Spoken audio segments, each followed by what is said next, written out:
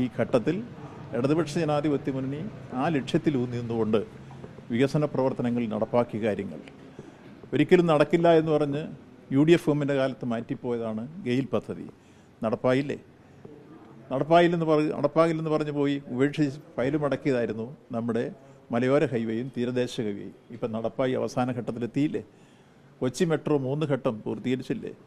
Water metro പൂർത്തീകരിച്ചില്ലേ? Koodankulam file മടക്കിയതായിരുന്നു. ഈ കോട്ടയം ജില്ലയിലെ കൂരോപ്പട വെച്ചാണ് അത് മടക്കിയത്.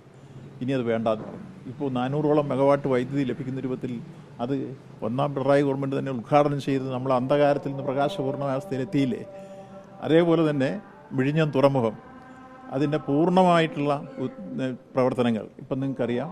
ഒരു വർഷം 10 ലക്ഷം കണ്ടെയ്നർ കൈകാര്യം ചെയ്യുമെന്നാണ് പറഞ്ഞിരുന്നതെങ്കിൽ ഞാൻ കഴിഞ്ഞ ദിവസം പോയി എൻ്റെ റിവ്യൂ നടത്തിയപ്പോൾ 1 ലക്ഷത്തിൽ തന്നെ നമുക്ക് ഇപ്പോൾ ഇന്നലത്തെ കണക്ക് വരെ എടുത്താൽ 670 കപ്പലുകൾ വന്നിരിക്കുന്നു. MSC ഐറീനയും MSC ബെറോണയും ടർക്കി ഉൾപ്പെടെയുള്ള കൂറ്റൻ കപ്പലുകൾ കൊളംബോയിലോ അല്ലെങ്കിൽ ദുബായിലോ പോലും വരാത്ത MSCയുടെ കൂറ്റൻ കപ്പലുകൾ വന്നെടുക്കുന്ന ഏഷ്യയിലെ ഏറ്റവും പ്രധാനപ്പെട്ട തുറമുഖമായി വിഴിഞ്ഞം മാറിയിരിക്കുന്നു. അതിൻ്റെ കണക്കെടുത്ത് പരിശോധിക്കുമ്പോൾ എത്രത്തോളം അതിന് പുരോഗതിയിലേക്ക് പോകാൻ കഴിഞ്ഞിരിക്കുന്നു. ഇങ്ങനെ എല്ലാ തരത്തിലും പറഞ്ഞ കാര്യങ്ങൾ പ്രവർത്തിച്ചുകൊണ്ട് മുന്നോട്ട് പോകുന്ന ഒരു ഗവൺമെൻറ് വേണ്ട. നമ്മുടെ K-ഫോൺ എടുക്ക്, അതുപോലെ തന്നെ നമ്മുടെ പഞ്ചായത്ത് ഓഫീസുകളെടുക്ക്. പണ്ട് പഞ്ചായത്ത് ഓഫീസുകളിലൊക്കെ ഒരു റിയൽ സർട്ടിഫിക്കറ്റ് വാങ്ങാൻ ഡെത്ത് സർട്ടിഫിക്കറ്റ്, ബർത്ത് സർട്ടിഫിക്കറ്റിനൊക്കെ പോയിരുന്ന ആളുകൾ എത്രയോ വിഷമിച്ചിരുന്നു. ഇന്ന് തദ്ദേശ സ്വയംഭരണ വകുപ്പ് അത് പൂർണ്ണമായി സ്മാർട്ട് ഓഫീസുകളാക്കി മാറ്റിക്കഴിഞ്ഞപ്പോൾ വീടുകളിലോ അല്ലെങ്കിൽ ദേശത്തോ സ്വദേശത്തോ വിദേശത്തോ ഇരുന്ന് തങ്ങൾക്ക് അത്തരം സർട്ടിഫിക്കറ്റുകൾ കരസ്ഥമാക്കാൻ കഴിയുന്ന ഓൺലൈൻ സമ്പ്രദായം അല്ലെങ്കിൽ അതിന് ഏറ്റവും നൂതനമായ സാങ്കേതികവിദ്യ പ്രയോജനപ്പെടുത്തിക്കൊണ്ടുള്ള സംവിധാനങ്ങളെല്ലാം വന്നിരിക്കുന്നു. ഇങ്ങനെ വികസന രംഗത്ത് വിസ്മയങ്ങൾ തീർക്കുന്ന പ്രവർത്തനം ഒരു ഭാഗത്തുകൂടി വരുമ്പോൾ മറ്റൊരു ഭാഗത്തുകൂടി ക്ഷേമപ്രവർത്തനങ്ങൾ എടുക്കുമ്പോൾ ഇത്രയേറെ ക്ഷേമപ്രവർത്തനങ്ങൾ നടന്ന സംസ്ഥാനം ഏതാ? ഞാൻ പറയണ്ട. നീതി ആയോഗിൻ്റെ കണക്കെടുത്ത് പരിശോധിച്ചാൽ 7 കാര്യങ്ങളിൽ കേരളം 1-ാം സ്ഥാനത്ത് നീതി ആയോഗ് അംഗീകരിച്ചിരിക്കുന്നു.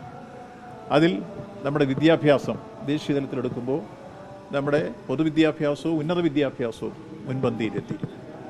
നമ്മുടെ കേരളം അവർ പരിശോധിച്ചപ്പോൾ ആഗോള മാതൃക സൃഷ്ടിച്ചിരിക്കുന്നു ആരോഗ്യ പരിപാലന രംഗം. ആർക്കും തർക്കമില്ല. അതിൽ WHO വരെ നമുക്ക് അവാർഡ് തന്നു കഴിഞ്ഞിരിക്കുന്നു. മറ്റൊന്ന് ഏതാണ്ട് 4,77,000 വീടുകൾ നിർമ്മിച്ച് കൈമാറിക്കഴിഞ്ഞിരിക്കുന്നു. മറ്റൊന്ന് 62 ലക്ഷം പേർക്ക് പെൻഷൻ കൊടുത്തുകൊണ്ടിരുന്നെങ്കിൽ ഇപ്പോൾ 32 ലക്ഷം പേർക്ക് വീട്ടമ്മമാർക്ക് ഇപ്പോൾ സ്ത്രീ സുരക്ഷാ പദ്ധതിയിലൂടെ 1000 രൂപ വെച്ച് കൊടുക്കുന്ന സ്ഥിതി വന്നിരിക്കുന്നു. അതുപോലെ നമ്മുടെ ചെറുപ്പക്കാർക്ക് സ്കോളർഷിപ്പായിട്ട് 1000 രൂപ പ്രകാരം കൊടുക്കുന്നു. അംഗൻവാടിക്കാർക്ക് ആശാവർക്കർമാർക്ക് അവരുടെ 1000 രൂപ വെച്ച് ഓണറേറിയം വർദ്ധിപ്പിച്ചു. നമ്മുടെ പാചക തൊഴിലാളികൾക്ക് 50 രൂപ വെച്ച് ഡെയിലി വർദ്ധിപ്പിച്ചു കൊടുത്തു കഴിഞ്ഞിരിക്കുന്നു. ഇതുകൂടാതെ നമ്മുടെ നാട്ടിലെ നെല്ലിൻ്റെ സംഭരണ വില 28 രൂപ 20 പൈസയായിരുന്നു, അത് 30 രൂപയാക്കി. റബ്ബറിൻ്റെ ഏതാണ്ട് 180, 200 രൂപയാക്കി 20 രൂപ വർദ്ധിപ്പിച്ച്.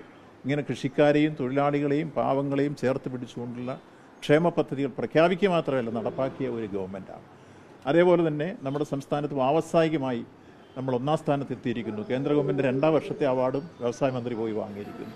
MSC കണക്കുകൾ പരിശോധിക്കുമ്പോൾ ഏറ്റവും കൂടുതൽ നടപ്പാക്കിയ സംസ്ഥാനം കേരളമാണ്. സ്റ്റാർട്ടപ്പുകൾ എടുത്താൽ നമ്മുടെ സംസ്ഥാനമാണ് മുന്നിൽ. അതുപോലെ തന്നെ അതിദാരിദ്ര്യ നിർമ്മാർജ്ജനം ലോകം ഉറ്റുനോക്കിയല്ലേ കേരളത്തെ. ലോകത്ത് 2 സ്ഥലത്താണ് അതിദാരിദ്ര്യ നിർമ്മാർജ്ജനം ചെയ്തിട്ടുള്ളത്. അതൊന്ന് ചൈനയാണെങ്കിൽ 2 ഈ മഹാഭാരതത്തിലെ 28 സംസ്ഥാനങ്ങൾ എടുക്കുമ്പോൾ കേരളം മാത്രമാണ് അതിദാരിദ്ര്യ നിർമ്മാർജ്ജനം ചെയ്ത് കണക്ക് സഹിതം 4 വർഷക്കാലത്തെ വലിയ പ്രയത്നം കൊണ്ട്. ഇങ്ങനെ എണ്ണിയാലൊടുങ്ങാത്ത ക്ഷേമ പ്രവർത്തനങ്ങളും വികസന പ്രവർത്തനം നടത്തിയ ഒരു ഗവൺമെൻറ്റിന് ജനങ്ങളെ സമീപിക്കാൻ ഒരു മടിയുമില്ല. അതുകൊണ്ട് തന്നെ ഗവൺമെൻറ് വിരുദ്ധ വികാരം ജനങ്ങളിലില്ല. അത് നല്ല രൂപത്തിൽ പ്രതിഫലിക്കുന്ന രൂപത്തിലേക്ക് വരാൻ പോകുന്ന തെരഞ്ഞെടുപ്പിൽ ഉണ്ടാകും എന്ന കാര്യത്തിൽ ഒരു സംശയവും ഞങ്ങൾക്കില്ല. അതുകൊണ്ട് തന്നെ ജനങ്ങളെ എല്ലാ അർത്ഥത്തിലും ജനങ്ങൾ വിശ്വാസത്തിലെടുക്കുന്നു. ജനാധിപത്യത്തിൽ ജനങ്ങളാണ് യജമാനന്മാർ, ജനപ്രതികൾ ദാസന്മാരായിരിക്കണമെന്ന ജനാധിപത്യ സങ്കല്പമാണ് ഞങ്ങൾ നെഞ്ചേറ്റിക്കൊണ്ട് മുന്നോട്ട് പോകുന്നത്. ഞങ്ങൾ ജനങ്ങളുടെ മുമ്പിലിറങ്ങി നടത്തിയ കാര്യങ്ങൾ അവരുടെ മുമ്പിൽ പറയും. അവരെ വിശ്വാസത്തിലെടുത്തുകൊണ്ട് അവരുടെ അഭിപ്രായങ്ങൾ, അതിൽ സൃഷ്ടിപരമായ വിമർശനങ്ങൾ ഞങ്ങൾ കേൾക്കും, ക്രിയാത്മക നിർദ്ദേശങ്ങൾ സ്വാഗതം ചെയ്യും. അങ്ങനെ പോകുന്നൊരു ശൈലിയാണ് ഈ ഗവൺമെൻറ് സ്വീകരിക്കുന്നത്. അതുകൊണ്ട് തന്നെ ജനങ്ങളിൽ ഞങ്ങൾക്ക് നല്ല ആത്മവിശ്വാസമാണ്. സമീപകാല ഭാവിയിൽ തന്നെ വലിയ രൂപത്തിൽ നമുക്ക് ഇതെല്ലാം തിരിച്ചറിയാൻ കഴിയുന്ന അന്തരീക്ഷം ഉണ്ടാവും. ഇത്തരം കാര്യങ്ങളിലൊന്നും ഇടതുപക്ഷ ജനാധിപത്യ മുന്നണിക്ക് ഒരു തരത്തിലുള്ള ഭയപ്പാടുമില്ല. കൃത്യമായി ഞങ്ങൾ പറയുന്നു, വീണ്ടും ഒരു 3-ാം ഊഴത്തിലേക്ക് LDF വരും. 110 സീറ്റോടുകൂടി കേരളത്തിൽ ഭരണത്തിൽ വരും, സംശയമാണ്.